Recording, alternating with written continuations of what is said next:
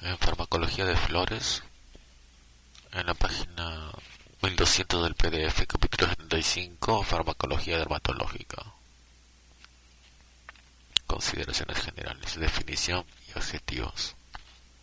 La farmacología dermatológica se ocupa del estudio de la aplicación de los fármacos a la piel para el tratamiento de las enfermedades que la afectan, pero la utilización de fármacos sobre una superficie cutánea persigue otros fines. A. Tratar enfermedades que afectan otros órganos o sistemas transdérmicos. B. Mantener las condiciones funcionales y estéticas de la piel. Y C. Protegerla de los agentes físicos, como radiación solar sobre todo. Por último, la farmacología dermatológica contempla el uso de medicamentos por vía sistémica para el tratamiento de enfermedades dermatológicas, así como las reacciones adversas que los medicamentos provocan en la piel. En el presente capítulo se abordará el estudio de la aplicación tópica de fármacos para el tratamiento de enfermedades cutáneas. Solo de manera secundaria se tratarán algunos de los aspectos relacionados con los restantes objetivos. La actividad terapéutica de cualquier preparado dermatológico depende de la interacción de tres factores: la piel, el vehículo y el fármaco o principio activo. La piel, estructura. El tejido cutáneo está constituido por tres capas bien diferenciadas: la epidermis, la dermis y la hipodermis. La epidermis, capa vascular de unos 200 a 500 micras de espesor. Las células se hallan poliestratificadas y separadas de la dermis por la membrana basal. Se distinguen desde dentro hacia afuera las siguientes tres capas: el estrato germinal, constituido por queratinoblastos. El estrato germinal por queratinoblastos y situado en la profundidad junto a la membrana basal. El cuerpo mucoso de Malpighi, formado por división de los queratinoblastos. El estrato granuloso, compuesto por células ricas en gránulos de queratohialina. El estrato córneo, compuesto a su vez por dos capas: el estrato lúcido y la capa córneo, constituida por células queratinizadas sin núcleo.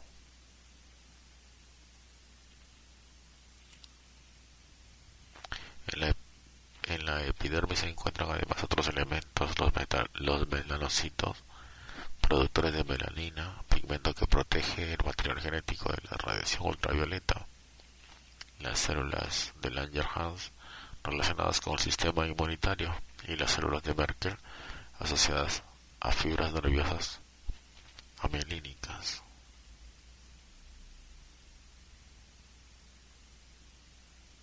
B. La dermis. Es un grueso estrato conjuntivo rico en vasos, nervios y músculo liso, donde se ubican además las porciones profundas de los anejos cutáneos, como complejos pilosebáceos, uñas y glándulas sudoríparas. Generalmente se distinguen una zona en contacto con la epidermis, cuerpo papilar, y otra más profunda, reticular, en contacto con la hipodermis. Las células propias de la dermis son fibrocitos y los mastocitos. Los primeros se encargan de la elaboración de las fibrillas de protocolágeno y los segundos de la modulación de respuestas celulares gracias a la liberación de su contenido en histamina, heparina y otros mediadores. En la dermis se pueden encontrar también tres tipos de fibras: las colágenas, constituidas por escleroproteínas que discurren paralelas a la superficie cutánea; las elásticas, compuestas de elastina, menos abundantes; y las reticulares, compuestas de un tipo de colágeno. Forman una malla alrededor de los vasos y los adipocitos. Por último, la sustancia fundamental está formada por proteoglucanos hidrófilos de elevado peso molecular. C. La hipodermis o tejido adiposo subcutáneo forma el límite anatómico de la piel con los tejidos subyacentes. Está constituido por adipocitos que producen y almacenan grasa, y cuyo desarrollo varía según las zonas anatómicas. En conexión con estos datos morfológicos también es oportuno considerar el riego sanguíneo cutáneo, el cual que se realiza a través de tres plexos: el hipodérmico, el dermohipodérmico y el subpapilar. En las regiones distales además se encuentran múltiples comunicaciones arteriovenosas, glomos, de gran importancia para la termorregulación. Por último, la inervación cutánea es compleja y está constituida por terminaciones libres procedentes de fibras amielínicas que se encuentran en la epidermis, dermis superficial y alrededor de los folículos pilosebáceos. También existen terminaciones corpusculares capsuladas y no capsuladas, células de Merkel, corpúsculo de Batter-Pasini, de Golgi-Mazzoni, de Meissner, de Krause y de Ruffini. Asimismo se encuentran fibras pertenecientes al sistema nervioso vegetativo, adrenérgicas y colinérgicas.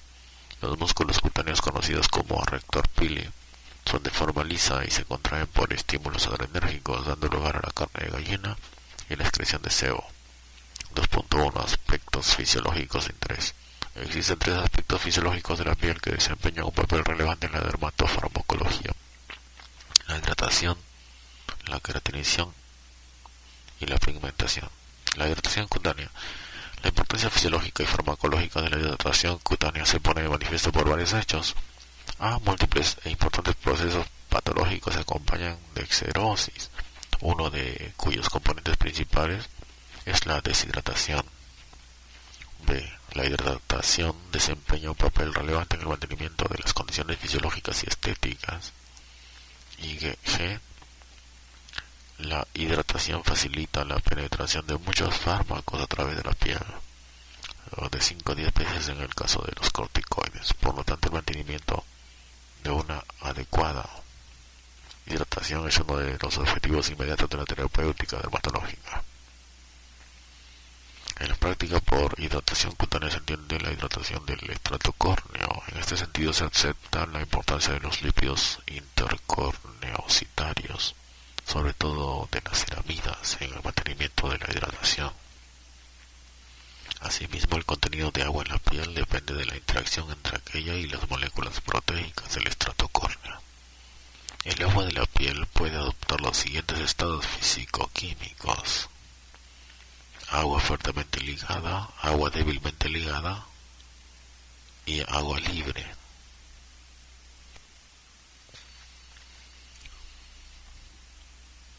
En estados de intensa descamación como la psoriasis, el agua fuertemente ligada permanece constante.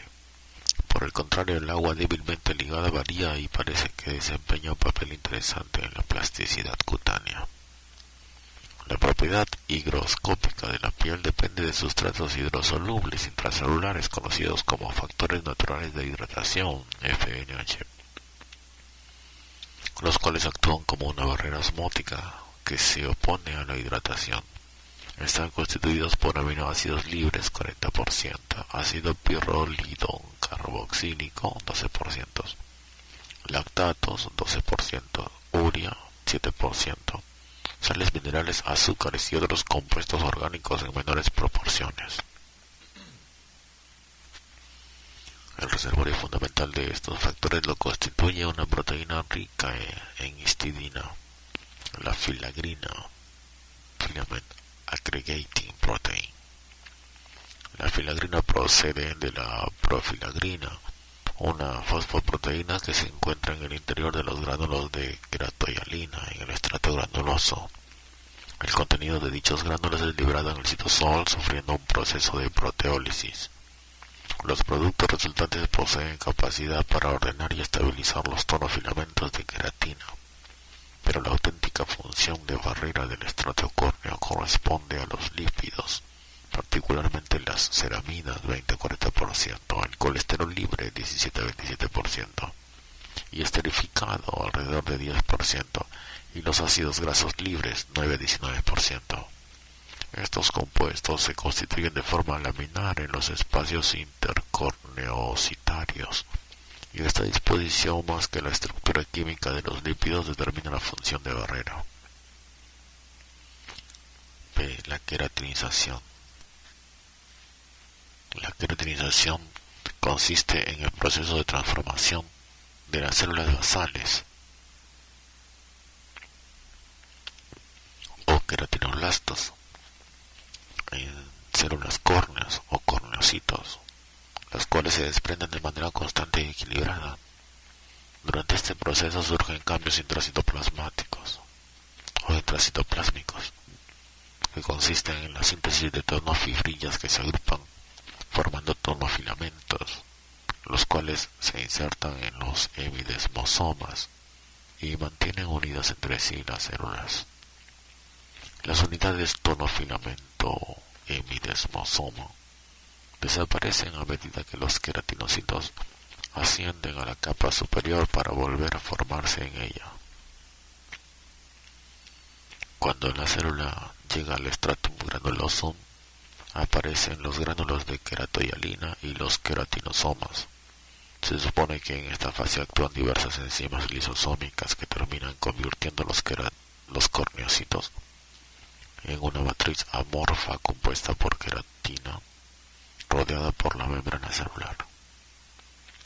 Las células cornificadas se mantienen unidas entre sí por una delicada cubierta lipídica y por cemento intercelular, permitiendo a pesar de todo la descamación fisiológica. La queratinización se halla sometida a factores estimulantes e inhibidores fisiológicos todavía insuficientemente conocidos. En cualquier caso, el control genético es innegable. C. Melanogénesis. La melanina, sintetizada por los melanocitos, constituye un factor de protección fisiológica frente a las radiaciones UV. Para llevar a cabo su cometido, los melanocitos sintetizan la enzima tirosina hidroxilasa, indispensable para la conversión de tirosina en L-dopa, y posteriormente esta se transforma en indol 5,6-quinona, cuya polimerización origina la melanina. La melanina se almacena junto con otros materiales y enzimas en los melanosomas, los cuales son transportados por las dendritas de los melanocitos y transferidos a los queratinocitos próximos, de suerte que cada melanocito suministra melanina a unos 30 a 40 queratinocitos, o sea, unidad melanocítico-epidérmica. El proceso íntimo de transferencia de la melanina desde el melanosoma hasta el queratinocito no es bien conocido, pero por microscopía puede observarse que el melanosoma libre se coloca sobre el núcleo celular como una sombrilla para protegerle de la radiación UV. Las diferencias raciales de la pigmentación de la piel no se deben a diferencias en el número de melanocitos, sino al grado de melanización de los melanosomas y a su número. Las influencias hormonales que regulan la melanogénesis son bien conocidas. Merece la pena recordar finalmente que el espectro solar se compone de 3 bandas de radiaciones ultravioleta, de acuerdo con su longitud de onda: ultravioleta C o UVC, de longitud de onda de 200 a 290 nanómetros, UVB grande, de longitud de onda de 290 a 320 nanómetros, y UVA de longitud de onda de 320 a 400 nanómetros. De longitudes de onda superiores son la radiación visible y la infrarroja. La UVB grande y la UVA constituyen el 1% de la radiación solar que llega al suelo de la Tierra. De ambas, la UVB es la responsable de la mayoría de los efectos observables en la piel: quemadura, eritema y pigmentación, así como los efectos carcinogénicos. La UVA posee menor efecto sobre la pigmentación, pero su actividad puede potenciarse por el empleo de sustancias fotosensibilizantes, lo que constituye la base de la fotoquimioterapia. También debe indicarse que el efecto pigmentante de la radiación UV posee 2 fases: una transitoria con participación de la UVA y otras radiaciones de onda más larga que desaparece a las pocas horas, y otra tardía con intervención de UVB que aparece a las 48 horas y se mantiene a lo largo de 2 a 3 semanas. Esta última sería debido al estímulo de la síntesis de tirosinasa en los melanocitos. También es de interés tener en cuenta las variabilidades interindividuales en la pigmentación cutánea en los individuos de la raza blanca, sobre todo por su implicación en la selección de los protectores solares. Ver sección 3, 2.7. Se admite la existencia de 5 tipos de piel de acuerdo con su sensibilidad a la radiación solar. Tabla 75.1. Esta muestra tipos de piel según su respuesta a la radiación solar. Tipo de piel 1, piel blanca, sensibilidad y respuesta pigmentaria, elevada sensibilidad, sin pigmentarse prácticamente. Tipo de piel 2, blanca, elevada sensibilidad, se pigmenta con dificultad y escasamente. 3, blanca, moderada sensibilidad, se pigmenta ligeramente. 4, ligeramente morena, poco sensible, se pigmenta fácilmente. 5, moderadamente morena, reacciona con dificultad a la irradiación y se pigmenta con facilidad. Morena intensa o negra insensible, no se quema y se pigmenta profusamente. 3. Vehículos. Las actuaciones terapéuticas sobre la piel pueden requerir la aplicación local de principios activos farmacológicos en sentido estricto, por ejemplo un antibiótico, o bien bastar con la aplicación de materiales dotados de propiedades físico-químicas especiales. En el primer caso, el fármaco debe incorporarse a un vehículo apropiado y en el segundo, los materiales deben ser elegidos y preparados convenientemente. Como en la mayor parte de los casos suelen utilizarse los mismos para ambas finalidades, es preferible estudiarlos conjuntamente. A continuación se pasa revista a estos productos, así como a sus combinaciones de mayor interés. Se distinguen 3 tipos de materiales básicos: sólidos, semisólidos y líquidos. Sólidos están representados por los polvos simples o combinados. Existen 2 tipos: inorgánicos y orgánicos. Polvos inorgánicos. Algunos de los de más frecuencia son silicato de aluminio y magnesio. Bentonita.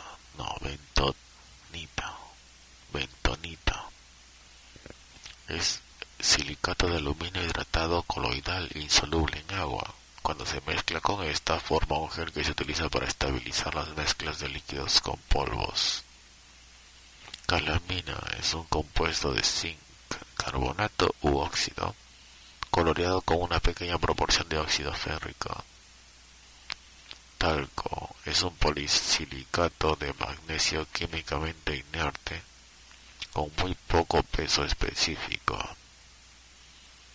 Forma parte de una buena parte de las mezclas de polvos, lociones y pastas secantes. Dióxido de titanio es un compuesto inerte que puede usarse en lugar de óxido de zinc. En combinación con ácido salicílico, posee mayor capacidad protectora solar que el óxido de zinc. Óxido de zinc es un compuesto de uso frecuente para la preparación de pastas y lociones. Posee propiedades cubrientes y protectoras, así como refrescantes y astringentes. No debe usarse en combinación con ácido salicílico ni antralina. Puede transformarse en carbonato de zinc, que es irritante. Polvos orgánicos. El almidón está constituido por gránulos de polisacáridos vegetales. Suele utilizarse los almidones de maíz, patatas o granos. Posee propiedades absorbentes, pero tiene la desventaja de que puede servir de medio de cultivo para bacterias y levaduras. Estearato de zinc es un polvo blanco untoso al tacto, se usa en la preparación de pastas. Semisólidos. Agentes gelificantes son sustancias que mezcladas con el agua forman soluciones coloides que pueden utilizarse como barnices y sobre todo como agentes dispersantes. Entre ellos se encuentran goma tragacanto, goma arábica, carboximetilcelulosa, metilcelulosa, hidroxipropilmetilcelulosa, y carboxipolimetileno. Bases grasas. Es clásico considerar grasas a las sustancias que resultan untuosas al tacto. Según el origen se distinguen grasas vegetales, minerales y animales, pero también se diferencian por su consistencia. Grasas fluidas y aceites. Consisten en mezclas de triglicéridos fluidos de ácidos grasos saturados y no saturados. Los aceites pueden contener además pequeñas cantidades de ácidos grasos libres, los cuales aumentan con el almacenamiento. Se trata en general de sustancias de origen vegetal y de estabilidad limitada. Entre los aceites de uso más frecuente cabe citar el de almendras, el de ricino, el de maíz, el de oliva, el de enebro, el de sésamo, el de coco, el de girasol, el de linaza y el de algodón. Cada uno de ellos posee ciertas características diferenciales. Por ejemplo, el de algodón es ligero y permanece claro incluso por debajo del punto de congelación del agua, empleándose sobre todo en cosméticos. El de linaza y el de ricino son aceites secantes. El aceite de oliva ha sustituido por aceites más baratos como el de cacahuate y algodón. Ceras fluidas. Se trata de ésteres de alcoholes grasos, alcohol estearílico y alcohol cetílico. Suelen encontrarse formando parte de las denominadas cremas lípido-agua. Grasas untuosas. Son un conjunto de grasas de cierta consistencia que se utilizan principalmente como bases para pomadas. Entre ellas se encuentran productos de origen animal como la manteca de cerdo, ahora en desuso, y la lanolina, tanto en su forma anhidra como hidratada, o de origen vegetal como algunos aceites hidrogenados, entre ellos el de cacahuate. Grasas sólidas, la manteca de cacao, los ésteres de alcoholes superiores y la cera de abejas constituyen un importante grupo de vehículos para la confección de lápices labiales, estabilizadores de cremas, agentes hidrófilos y emulsionantes. Grasas minerales. Existen tres tipos de grasas minerales cuyas características principales se resumen en la tabla 75.2. De estas, las fluidas se utilizan como emolientes para limpiar costras y detritos, así como para disminuir la consistencia de ungüentos y pastas. La vaselina es una de las bases semisólidas de más frecuente uso y puede hallarse en dos formas, blanca y amarilla. En dermatología se prefiere la blanca. Su consistencia puede aumentarse por la adición de parafina sólida, de especial interés en los países cálidos. Los polietilenglicoles, macrogoles, son productos de policondensación de óxido de etileno y agua. Su consistencia varía conforme a la longitud de la cadena. El polietilenglicol 300 es líquido, el 400 es semisólido y el 4000 es sólido. Líquidos. Agua. El agua purificada por cualquiera de los procedimientos admitidos, destilación, ósmosis o intercambio iónico, es uno de los ingredientes más comunes de las soluciones de uso dermatológico. Glicerol es un líquido de tipo jarabe que se utiliza en lociones y geles. Etanol. El etanol al 95-96% o diluido en agua es también un solvente de uso frecuente. Se puede emplear también el alcohol isopropílico, pero puede provocar sensibilización alérgica. Propilenglicol es un líquido incoloro utilizado en la elaboración de ungüentos y cremas, al que pueden incorporarse principios activos como los corticoides. También se ha demostrado que penetra a través de la piel transportando los principios activos incorporados. Además es capaz de conservar el agua contenida en las cremas. Aunque se ha señalado que puede originar sensibilización alérgica, no existe un acuerdo definitivo en este estudio. Otros líquidos utilizados menos frecuentemente son el cloroformo, el éter y el sorbitol. Tipos de preparados. Los materiales recién descritos pueden utilizarse solos o combinados, lo que origina una diversidad considerable de formas clínicas cuya nomenclatura resulta compleja y a veces confusa. En este caso se emplearán los términos más habituales en el léxico dermatológico español, que no siempre coinciden con los utilizados en otros idiomas. Los preparados dermatológicos pueden clasificarse de diversas maneras, pero por su claridad y utilidad práctica seguimos la clasificación propuesta por Polano en el 84 con algunas modificaciones. Así se distinguen los siguientes tres tipos de preparados, como la figura 75.1, cualquiera de los cuales puede contener además agentes emulsionantes y estabilizadores.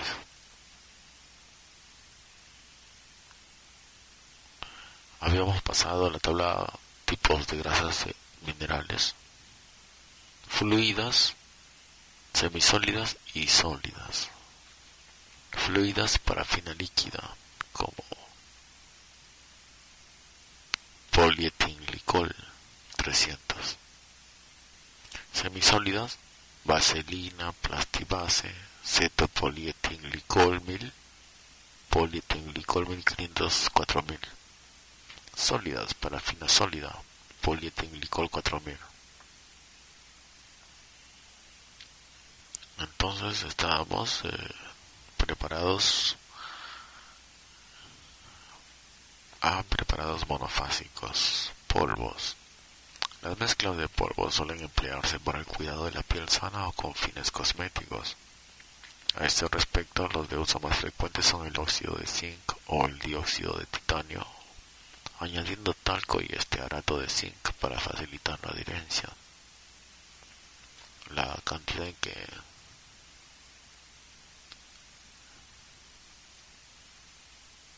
que entran a formar parte de cada uno debe tomar en consideración las características de la zona. Los polvos no suelen usarse como vehículos. La figura 75.1, distintos tipos de preparados dermatológicos, dice pastas refrescantes, que son preparados trifásicos. Están hechas a partir de preparados monofásicos, como polvos, bases grasas, pomadas, ungüentos, líquidos, tinturas, soluciones. También existen los preparados bifásicos, que también son hechos de monofásicos, como pastas grasas, lociones, pastas al agua, o las cremas, o WWO. Entonces los polvos no suelen usarse como vehículos. Bases grasas. Las bases grasas entran a formar parte de las pomadas, de los lápices, de los emplastos y de los jabones. Los aceites solos apenas se utilizan como vehículos, si bien continúan usándose para la limpieza o como emolientes. Son de mayor utilidad las grasas semisólidas como las parafinas, la lanolina y el alcohol cetoesteárico. Las pomadas, una de las formas farmacéuticas de uso más extendido, incluyen dos tipos de preparaciones semisólidas. Las que tradicionalmente se conocen como ungüentos, en cuya constitución entran a formar parte excipiente hidrófobos como la vaselina. B. Las pomadas propiamente dichas, que contienen un vehículo lipófilo más un emulsionante, lo que hace que tengan cierta capacidad para absorber agua o exudados acuosos. Tanto unas como otras pueden incorporar principios activos de variada naturaleza. En general, las pomadas poseen capacidad oclusiva, dificultando la evaporación del agua. Esta propiedad se encuentra más acentuada en los ungüentos que en las pomadas. Los emplastos, inicialmente constituidos por sales de plomo de ácidos grasos superiores, hoy apenas se utilizan en dermatología. Para la confección de lápices de labios se usan las grasas sólidas, por ejemplo manteca de cacao con lanolina o cera de ésteres etílicos. Eso fueron las bases grasas. Ahora líquidos. Se utilizan para fomentos, baños, tinturas, pincelaciones, soluciones y geles. Los fomentos, casi siempre a base de soluciones de antisépticos o astringentes, son poco frecuentes en la actualidad a pesar de su utilidad. Lo mismo cabe decir de los baños. Las soluciones están constituidas en un principio activo disuelto en un líquido. A veces se confunden con las lociones, las cuales, además de un principio activo, también contienen polvos, conocidas como shake lotions en lengua inglesa. Tinturas son soluciones alcohólicas que contienen un principio activo a baja concentración. Por último, los geles están constituidos por polímeros derivados de la celulosa en agua o en solución hidroalcohólica. Esos fueron los ungüentos. Los preparados monofásicos, ¿así o no? La que hemos hablado, los polvos, las bases grasas y los líquidos. Ahora preparados bifásicos.